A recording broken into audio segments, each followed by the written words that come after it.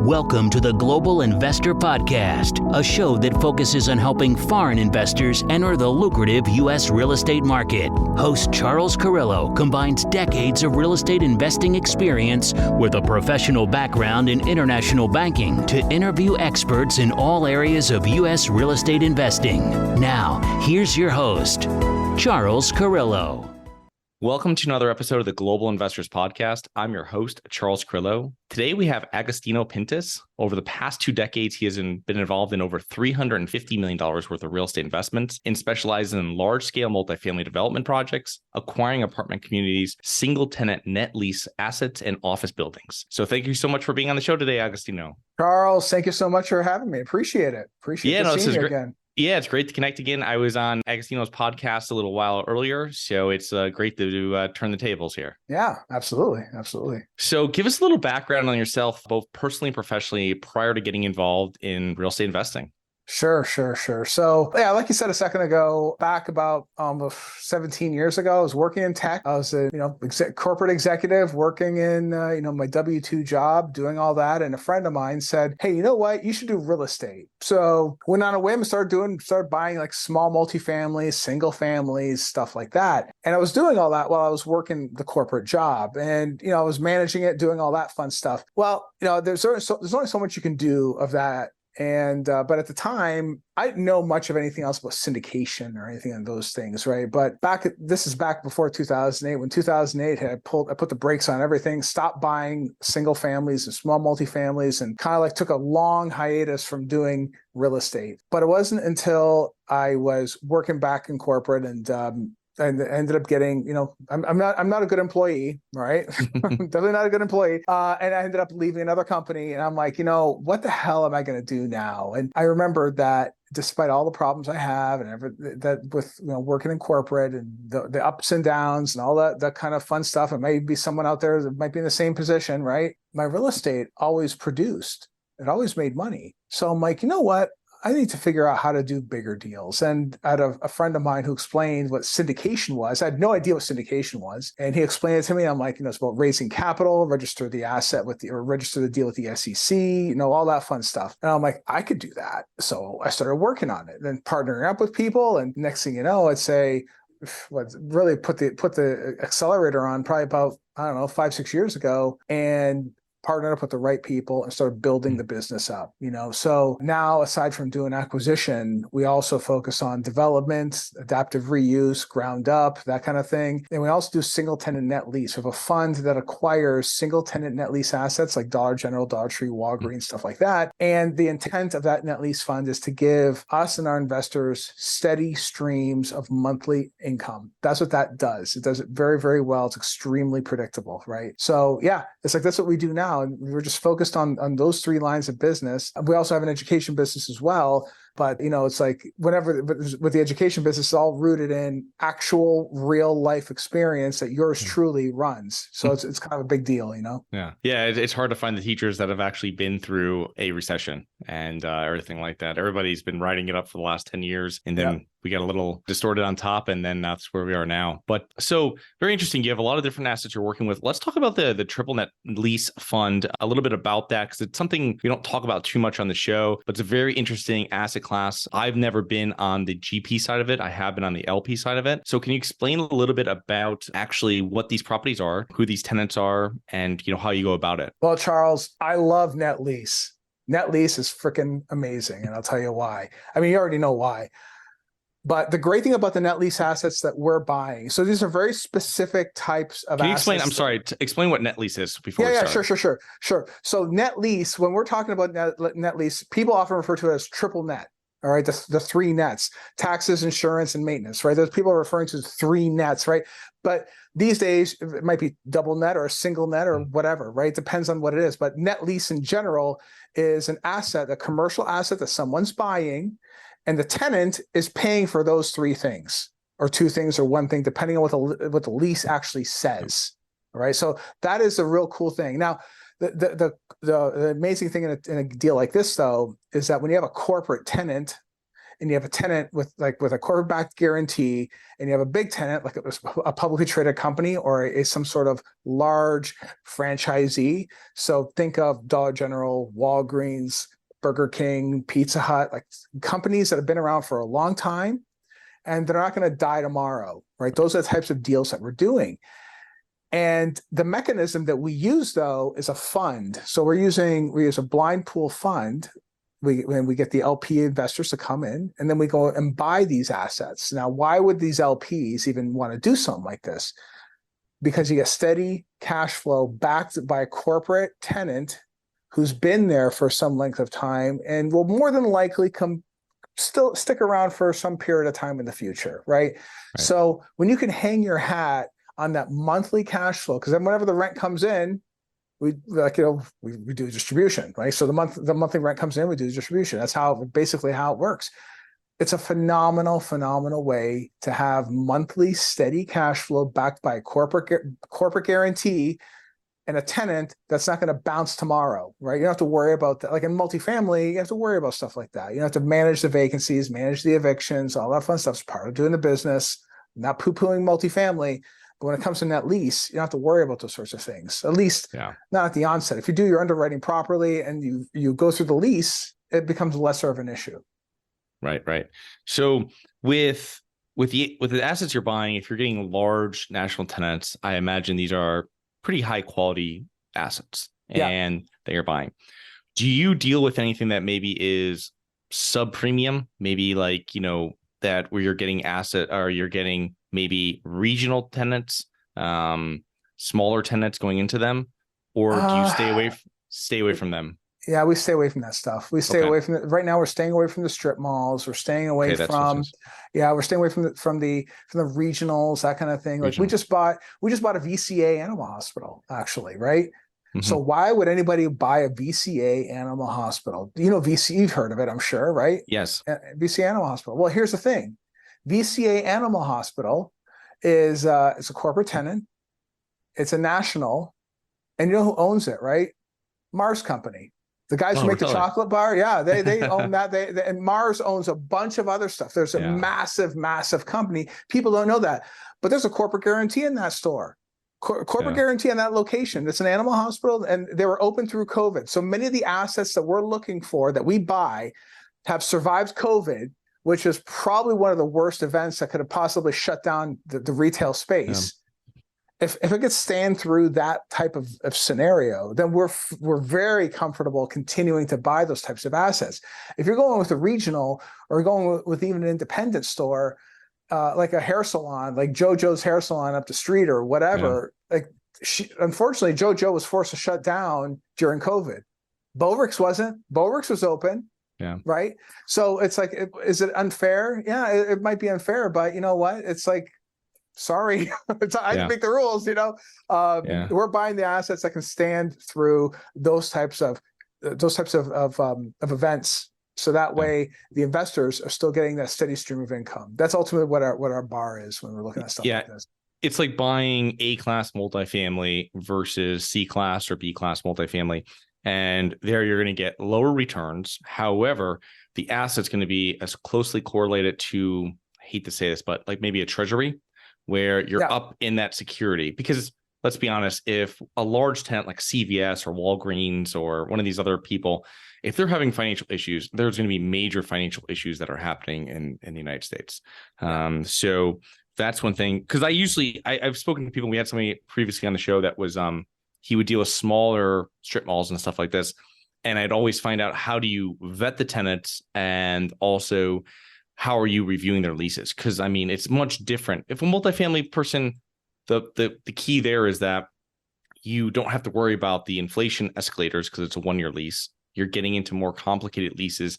Now we're worried about, everybody's been worried about inflation. They just realized it about the last 24 months, but it's something that wasn't an issue before. Now it is. And so now it's like, if I have a lease that has 8 years left on it, now it's something that I have to really worry about, because when they signed it, they probably weren't worried about it. You know what I mean?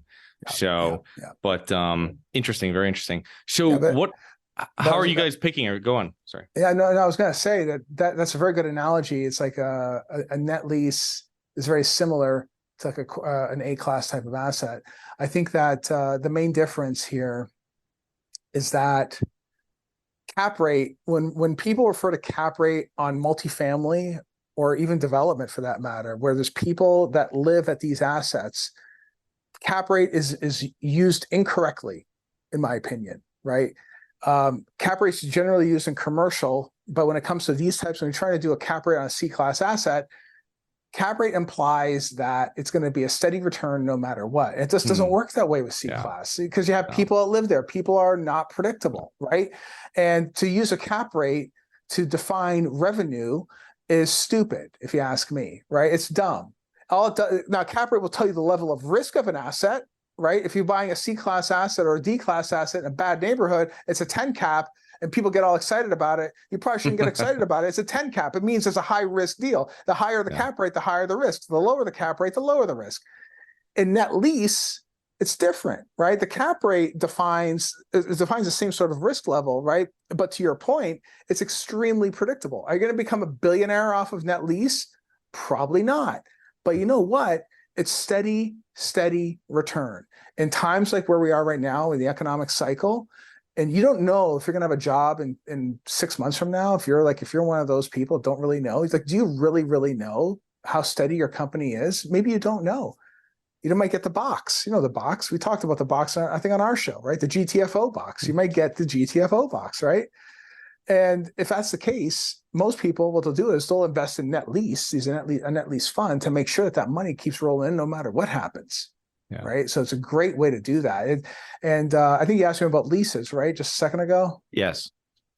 The leases are where everything begins and ends, because it's funny how people refer to net lease as like, oh, it's a triple net lease. It's triple net Dollar General. It's like, and then you look at the lease, it's not actually a triple net, right? So I think it's translated from many years ago when everything used to be triple net, right? And the triple net was, I shouldn't say everything, a lot of deals were triple net, right? Where the tenant was responsible for everything, the taxes, insurance, the maintenance, everything, right?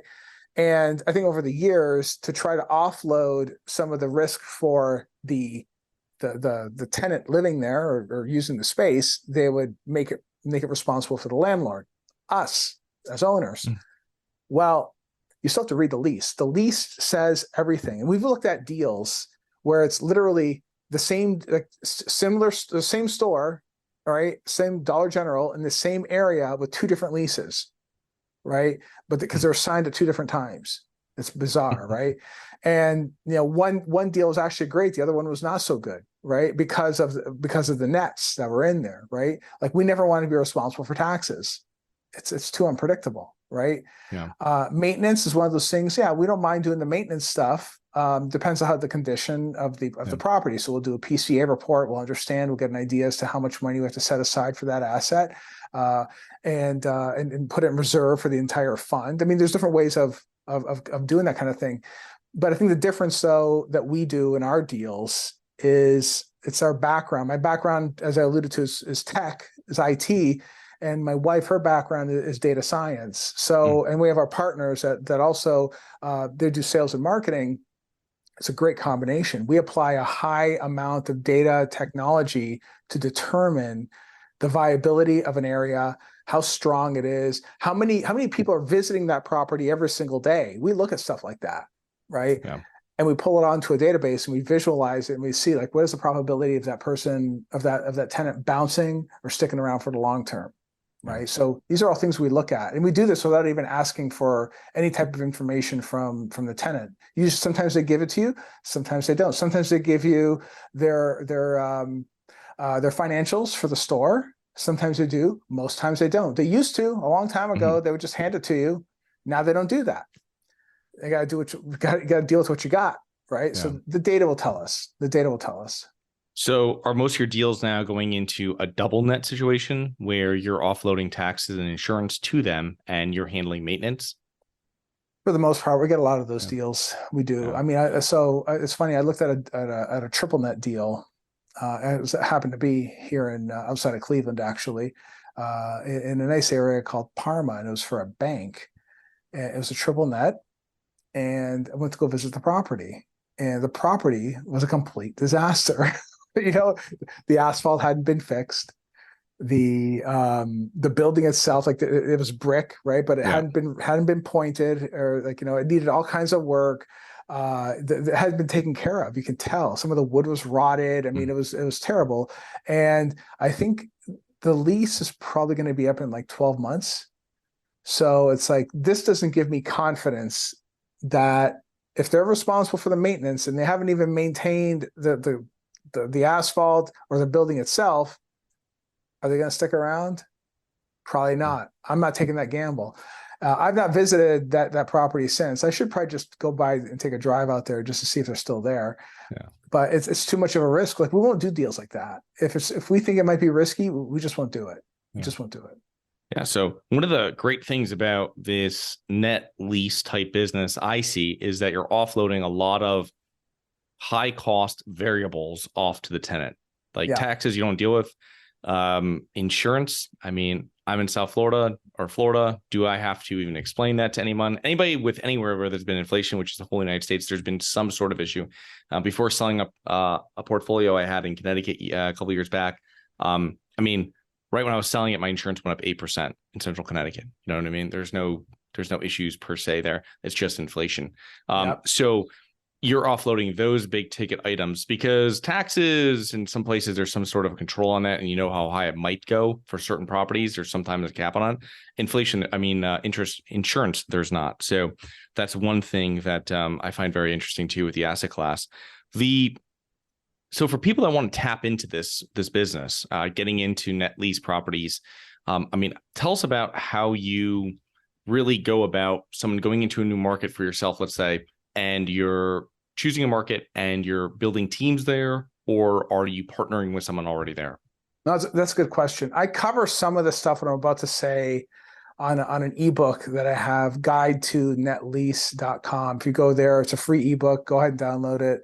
I talk a little bit about this stuff and selecting the right type of assets, but we don't really partner with any individuals on site.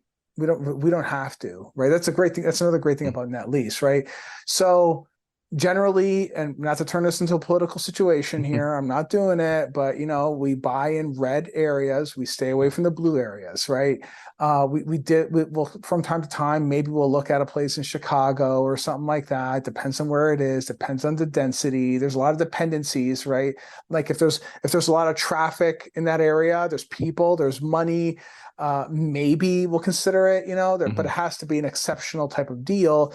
We look at average income. We look at, depending on the tenant, of course, and some of the tenants, Dollar General, Dollar Tree, Animal Hospital, the type of assets. That's what we're buying these days. We're getting into the CSV, the CVS, the Walgreens, the pharmacies. We're getting into that too. But we're looking at income levels for that as well. So again, it's very similar. Crime stats, and we look at how much activity is in that market too. We also look at flow of traffic, vehicles per day, a variety of things like that, how busy that area is. But one of the things we always think about, and this is the thing that I thought about from the very first time I did my very first deal, how fast can I unload this thing?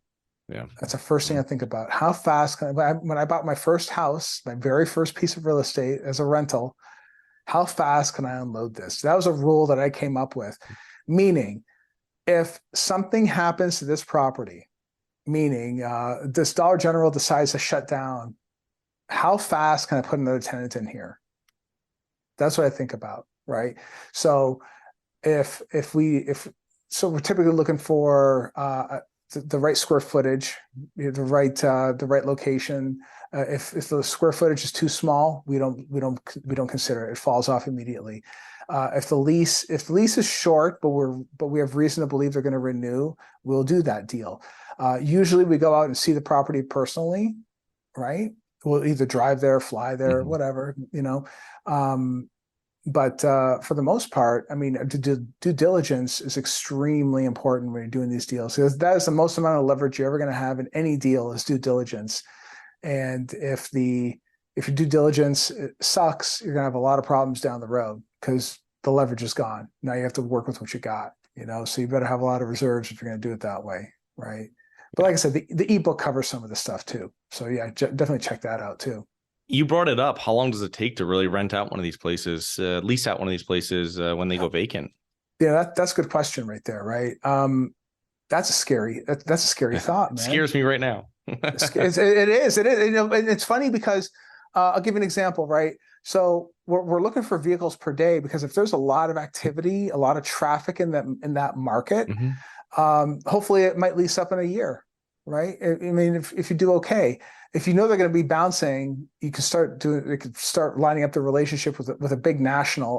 That's typically who I would go with. It just depends on how big the broker is in the market. Just like in multifamily, there's we talked about it a second ago, A, B, C, and D class assets, right? There's also A, B, C, D areas, A, B, C, D brokers. What does that mean? Well, some brokers, they only like doing certain assets. They're really good at doing certain assets. Just because Colliers is big in this market here in Cleveland, Colliers may not be big in Cincinnati. And in fact, they're not. Out there, it's CB Richard Ellis. Or CBRE. Right? So it's like, it just depends on who is the dominant player in that market. And usually they will get the right tenant for the asset if they have a big net lease practice. These are all things that you really have to understand. There's I spoke to a friend that he brought an investor on a call. He was asking me questions about doing a net lease asset in my hometown in Windsor, Ontario, super small town, and it wasn't going to have a corporate guarantee. I think it was like a single location. It was a Quicken Loans. That's what it was. It was a remote office in Canada. It'd be the first and only office that they would have outside of the United States. And I'm like, okay. And you want to build it out, like you have to buy the space, build it out. And how long is the lease for? Only like 3 years. Wow. And it's like, and I grew up in this town. I knew that there's so much vacant space. I told the guys, like, go downtown right now and count how many vacant spaces there are. What makes you think that it's a good idea? Like, why would you do that? You're right there. You're right downtown. Why would you do that? So it's a high risk deal. Don't do that deal. So we look at stuff like that. We look at how much other vacancy is in the market. What is if we have an understanding is what is the cost per square foot? What is it leasing for? What is our subject asset leasing for too? Is it below? Okay, great. That means that chances are they'll stick around, if they want to stay in that market, I mean, these are all things that you have to look at when you're putting a deal together, so absolutely we look at stuff like that, and because there's a lot of risk in taking on an asset and you realize they're not going to renew and you're stuck with it. I mean, I'm sure you've been to those towns when like half the town is empty, Yeah. Retail is tough. It's a tough business. My dad had a partner years back, and I remember him telling me when I was younger, and he said, commercial real estate's great when it's occupied. It's very expensive when it's vacant. And that's like my mantra I've heard I've kept in my mind for every time anything like this happens with commercial and you're talking about it. But, and it's exactly true because you have these multi-million-dollar properties with maybe 1-2 tenants. And then if it's a single, so it's just, it can be very expensive. And everybody knows those sites you've gone through with like a premium property that's been vacant for years because it's difficult to rent, or they're doing something else, or they're looking for the right tenant. Do you have money sitting in the stock market and you're worried about it? Or worse, you have money sitting at the bank, not keeping up with inflation? My name is Charles Carillo, founder and managing partner of Harborside Partners. And since 2006, I've been investing my money and my family's money into income-producing properties. These are real assets, real properties with real addresses that produce real cash flow. At Harborside Partners, we provide passive investors who love real estate with a turnkey investing solution. If you want to put your money to work in real estate but can't find deals, don't have the time to get funding, and the last thing that productive people want to do is manage real estate. We find the deals, we fund the deals, and we manage the tenants, the termites, and the properties. Partner with us at investwithharborside.com. That's investwithharborside.com. Go to investwithharborside.com. If you love real estate, you like the idea of passive income, and believe that income-producing properties will appreciate over time, go to investwithharborside.com. That's investwithharborside.com. So Moving along here, so with new and well, it could be new investors or just investors in general. I mean, what are common mistakes you see triple net lease or net lease real estate investors make maybe when they're starting, or maybe even actually when they've been doing it? Yeah, sure. So I will say this, that they don't take the time to learn it. They just want to get in, and they want to get in without any partners. The same thing happens on the multifamily side, and there is a way to get into this and reduce the overall risk. And the way you do it is to buy into a fund, partner on a fund. Because like I said a second ago, or you said a second ago here, it's like commercial is great when it's occupied, but then when it goes dark, people leave, it sucks. It's bad, right? Well, in a net lease fund, we might buy like 10 or 15 or 20 or more of these assets in a single fund. So what happens is if there's 9 or 10 of these things, and then one of them, say Dollar General decides they're going to leave a market, well, the other ones are still producing cash, right? So this DG right here is only a part of it. Does it suck? Of course it sucks. But we as the partners, we get to work trying to backfill that vacancy, right? That's a great way to help offset the risk even a little bit by spreading your money across multiple assets that are still producing money, so that you're not invested entirely in one asset. And if that one asset goes dark, you're screwed, So that's the last thing you want to do. You don't want to do that, especially if it's going to be your nest egg for you and your family in times of trouble. The last thing you want to do is have the store that you bought, the DG that you bought with your own money, suddenly go dark. Now what the hell are you going to do? And it's a big worry. It's a huge worry, because renting, to your point, we just said a second ago, leasing this stuff out is not easy. It's not. It's a thing. It's a challenge. It really is. Yeah, I can imagine. So with dealing, every time I know people that have clients that are large, Fortune 500 companies, and they wait months and months and months to get paid on stuff. So you imagine how long it takes them to make a decision on leasing a property or whatever they have to do with it.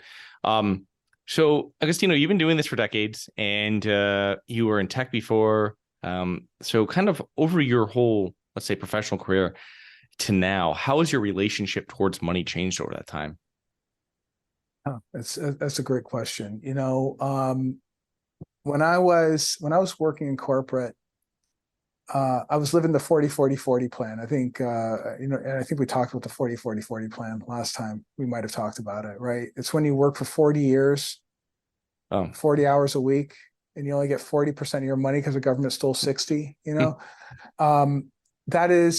that is the most expensive way for anyone to earn a living.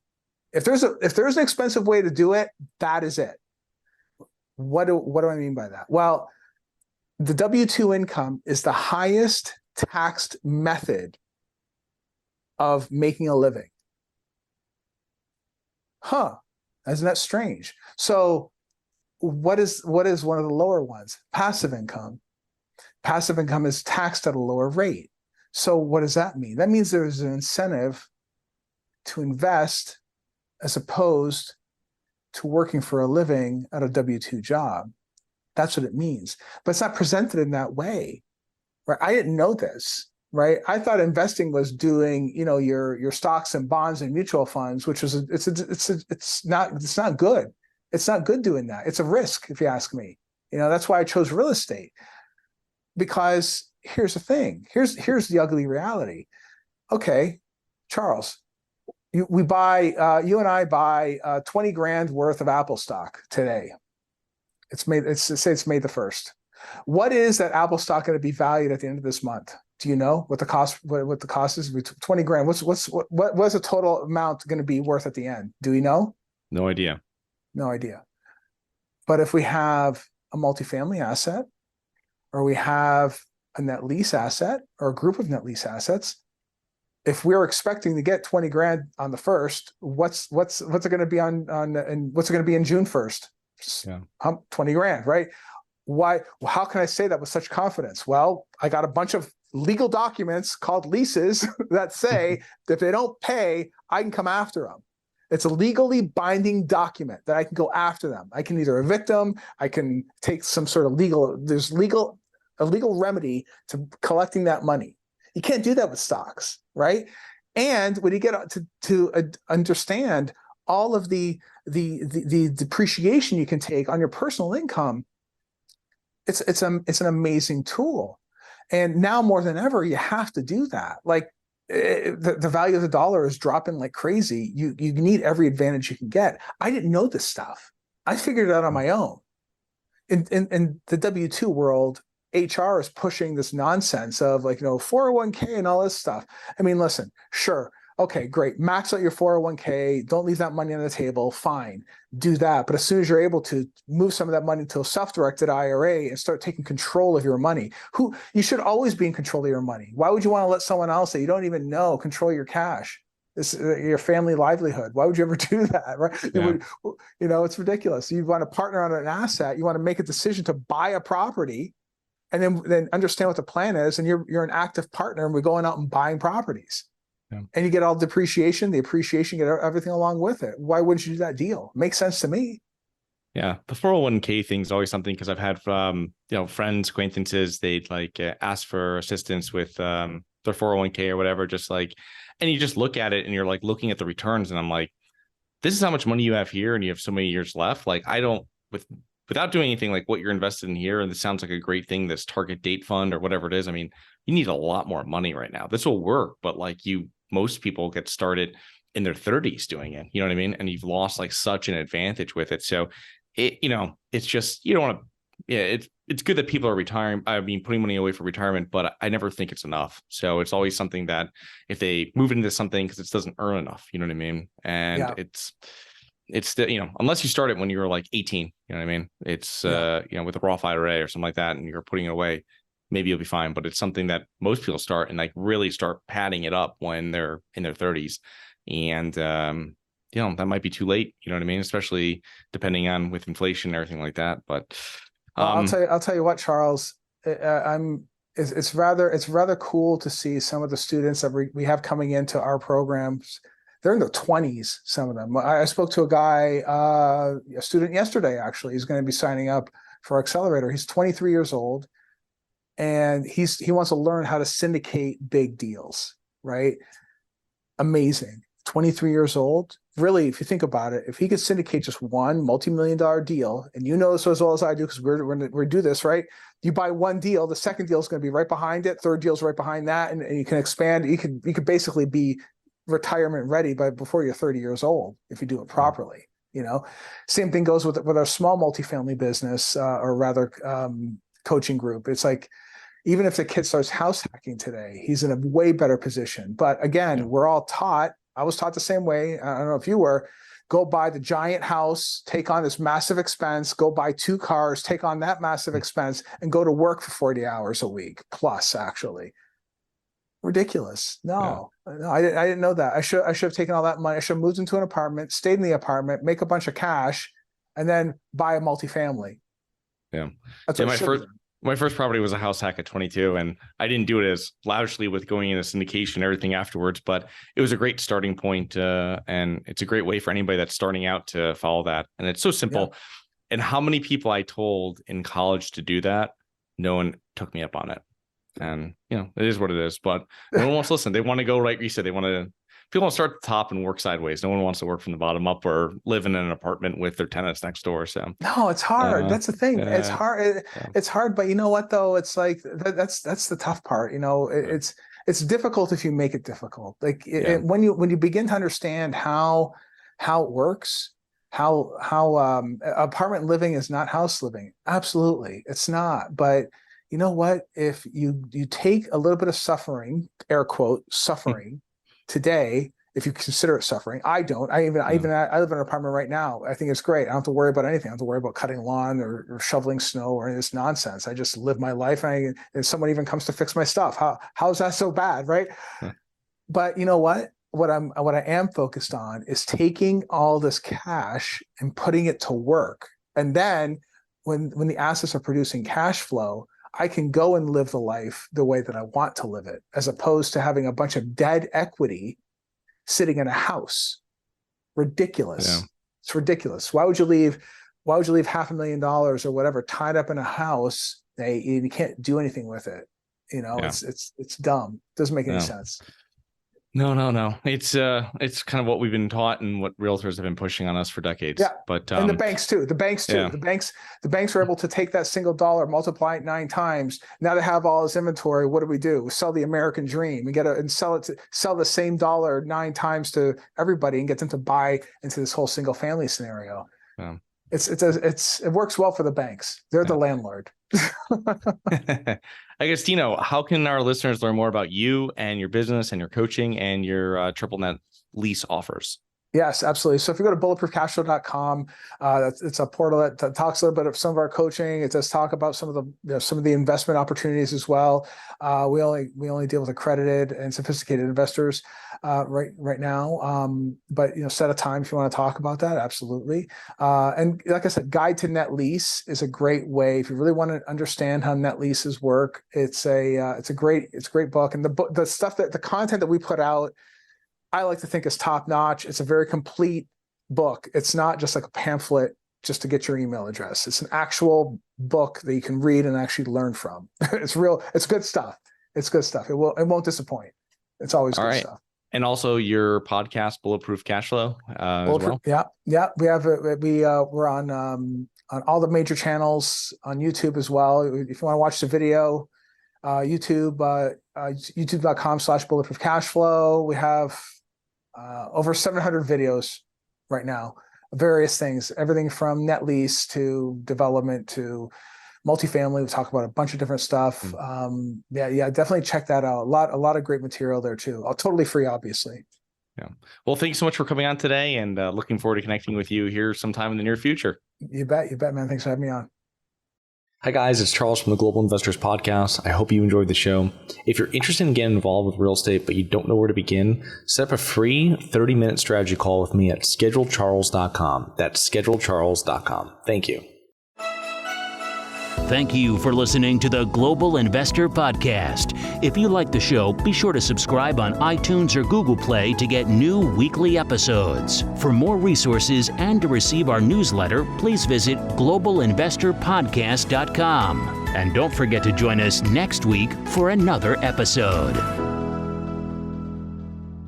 Nothing in this episode should be considered specific, personal, or professional advice. Any investment opportunities mentioned on this podcast are limited to accredited investors. Any investments will only be made with proper disclosure, subscription documentation, and are subject to all applicable laws. Please consult an appropriate tax, legal, real estate, financial, or business professional for individualized advice. Opinions of guests are their own. Information is not guaranteed. All investment strategies have the potential for profit or loss. The host is operating on behalf of Syndication Superstars, LLC exclusively.